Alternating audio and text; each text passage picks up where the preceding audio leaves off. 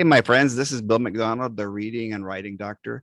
Today, we're going to work on an 8th grade play that the question was only, what is the best summary of scene 2? It wasn't asking for the summary as in SUM, as in plus, but it was the summary sum of the play, just one scene.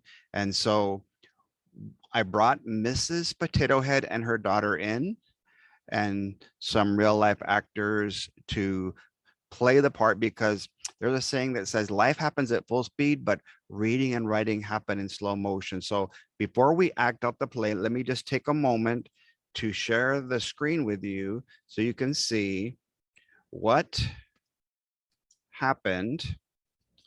This was question number 41 on the 8th grade reading test from this past May. It was supporting standard category 2, student expectation 8.6D. And the question exactly was, we need to read it, underline, label, eliminate 3 of them, select 1 of them, and show why. So the question says, what is the best summary of scene 2? So that would be SOME, some of the play, not all of it. So for those of you who have my revising graphic organizer, I went ahead and wrote 1 number for each fingernail. And because there are basically 8 paragraphs in the scene, I went ahead and circled, I wrote the 8 fingers, 1 for each paragraph, and I circled some of the play, 1 section, 1 scene.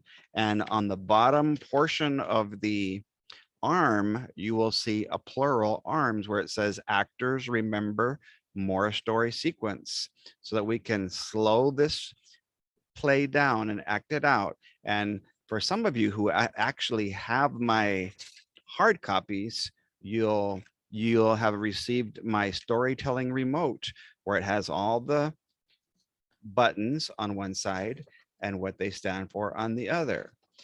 We're going to push the power button. That way we can begin the play, and I will be manipulating the potato heads, and some special characters of mine will be helping me out on this next part. So let me push the power button, and here we go.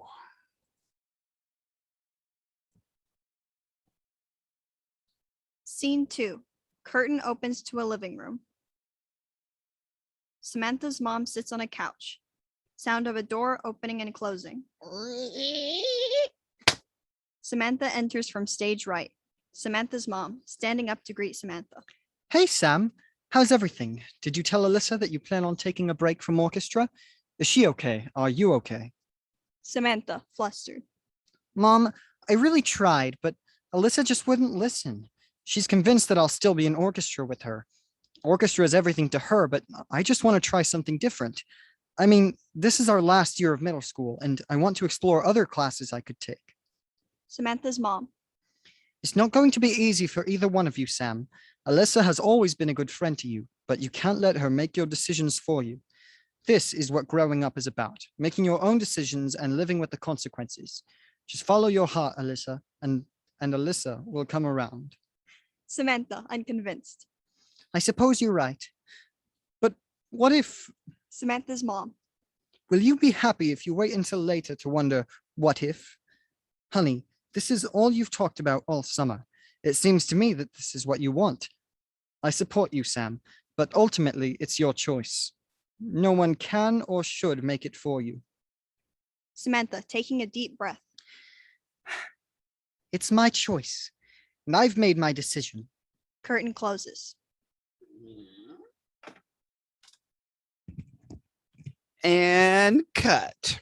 So I'm going to push the stop button on the storytelling remote. I want you to see a couple of buttons that will help the play with the acting a little bit. Let me share the screen one more time on that portion. Thank you to my actors who helped me out. Because we did not need scene 1, we can push either the skip button because it only asked about scene 2, or we can push the fast forward button so that we would just hear scene 2, and we played scene 2 for you. And there may be some teachable moments of instruction, and we would push the pause button so that we could do that. I can also push the rewind button if I want to stress a certain part of a scene. Now, if you remember when I showed you that hand, there were exactly 8 fingers. And so the best summary of scene 2 would be the letter choice that has as many of those fingers, as many of those paragraphs from scene 2 as possible. So let's take a look one more time, shall we, at the questions now that we've seen the scene. That sounds interesting, seen the scene, so that we can check out the answer choices. Now, 16% chose letter A. You can tell that letter C is correct. And what I've done is I've broken each letter choice down into some little piece of an event that happened. Samantha's mom is in the living room. That was true. When Samantha enters, that was true. She immediately asks Samantha, that's called a tag, if she has told Alyssa about her decision to join the newspaper. Well, if you look at the scene, the only part that was paragraphs 12 and 13. That's only 2 fingers on that hand that we had. So what would happen is letter choice A would be leaving out 6 out of the 8 fingers. Let's take a look at B. This is the big distractor. Samantha comes home from school. Yes, that's true. And begins to tell her mom about her decision to quit orchestra. No, what happened was her mom began to ask her about it. Samantha tells her daughter that Samantha's mom tells her daughter she must live with the results. Well, that little portion is true, but that was 1 finger, and this part wasn't true at all. So you can't pick anything that's not really there. She didn't begin to tell her, her mom asked her first, and it doesn't have the part about the actual decision made by Samantha. So when you look at letter C, Samantha and her mother discuss Samantha's conversations with Alyssa. That's paragraphs 12 and 13. It's also paragraphs, if you look here, 14 and 15 and 16 and 17. That's all about the conversation that went on and her mom discussing the options of what happened because of Alyssa not wanting to listen. And the part that the other choices left out is paragraph 18, where it has Samantha taking a breath. It's my choice and I've made my decision. So the big idea here is her agreeing with her mom that she's not going to be an orchestra for a little while. And so if you look at the letter choice, C, Samantha makes a decision to take a break from orchestra.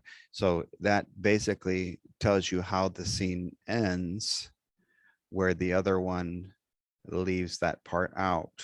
So this has a bigger piece of the puzzle and this has a smaller piece. And so even though that was a good distractor, we can't leave out the rising action has the climax and the falling action. Well, the big decision is made on the second to last paragraph right before the scene closes. Let's take a look at why D's wrong. Samantha's mom is waiting. It's not very long because right away the daughter comes in. Samantha returns home from seeing Alyssa, which was true. Samantha says she wants to explore new options. That was one little finger. So they left out all of the conversation and the part about her making the decision. So the big part is the discussion back and forth about the conversation that Samantha had with her good friend Alyssa, her mom kind of guiding her, and then her finally making that decision. So I think that if we slow that down, it would be easier to see that the beginning, the middle, and end, the first fingers, the middle fingers, and the last fingers, the most paragraphs would be letter C. And so that's what I think would be the best way. Now, I don't think that you necessarily have to act out everything, but if not even half of the 8th graders in Texas were able to read 8 little tiny paragraphs, I think what happened was they misunderstood the question. That's what's been happening a lot on the summary ones. Are they asking for a main idea or a summary of an entire passage, a selection, one section, and in this case, one scene? They only wanted to know one scene, but a summary, if you think of sum being addition, summary needs to have enough of that scene to be the correct answer. So that's a little thought to think about, when you have kids. You did hear the sound of a door opening and closing. There was a narrator that you heard. There was my son playing the parts of the mom and the daughter, just changing his voice, and all I was doing was standing there holding the potato heads. You could do it with puppets.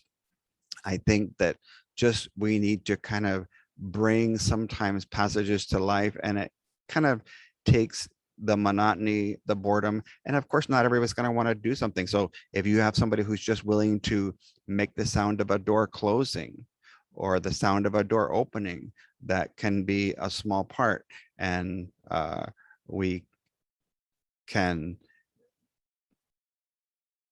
bring worksheets like this play to life by just using that storytelling remote, the acronym Actors Remember More Story sequence, because it was basically a story brought to life by the acting out with the potato heads, or like I said, with puppets. And I think that much more than 43% of the students in Texas would get it correct if you had a little play that you just acted out in real life, that option A.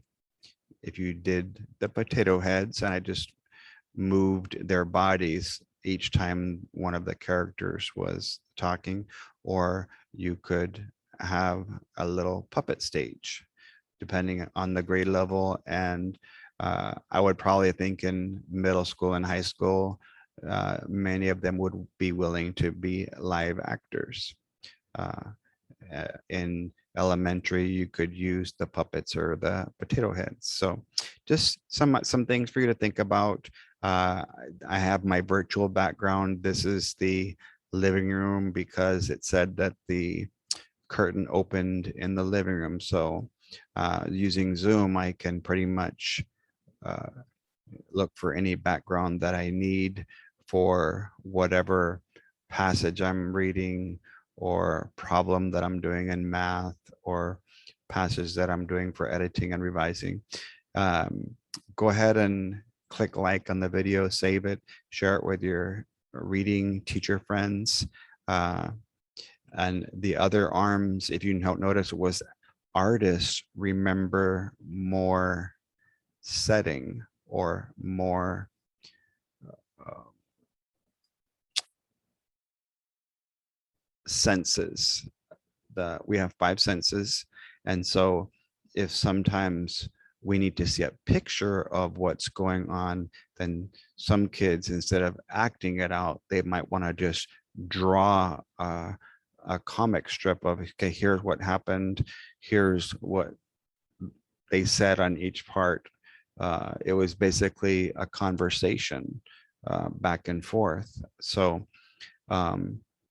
there's a difference between a composition, something that's just written, and a conversation. And so a play is sort of like a conversation where there's talking back and forth. And so your kids can use their different voices and accents and kind of try to make it a little bit more interesting. I was gonna just act it out myself, but some of my family members were willing to help me out. So I hope you enjoyed that, and that it gave you some ideas. Please share or tag your reading teacher friends. Good night and God bless.